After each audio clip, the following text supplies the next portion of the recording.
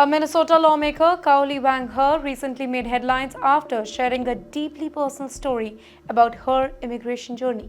Speaking during a debate in Minnesota House of Representatives, she told her colleagues something really surprising: that she had just discovered her family had entered the US illegally many years ago. Well, her speech came while lawmakers were discussing a bill that would remove health care coverage for undocumented adults in the state. Well, she was born in Laos and came to the US as a young child in 1976 following the end of the Vietnam War. She always believed that her family had come legally as refugees, but she said that she recently learned the truth that her father had altered their paperwork so they could qualify to come to the US at a time when only people directly connected to the military, CIA, or US aid programs were allowed in.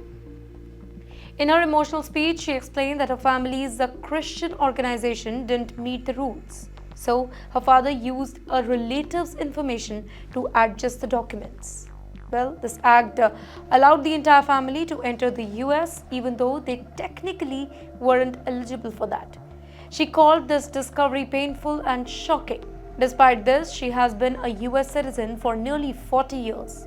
Her parents eventually took their citizenship test and she became a citizen as a minor. She explained to one of the media houses that her family had lived the American dream, working hard, paying taxes, giving back to the society, and serving the country. She said that her own grandfather fought for democracy alongside the CIA during the Vietnam War and later paid taxes in America without even receiving the benefits. Her message was simple but powerful: don't judge immigrants without understanding their story.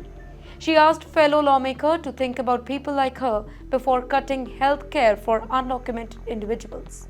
Her story, though very personal, highlights a larger issue: how complicated and human immigration stories can be, and how quickly somebody's identity can be questioned even after years of contribution to a country.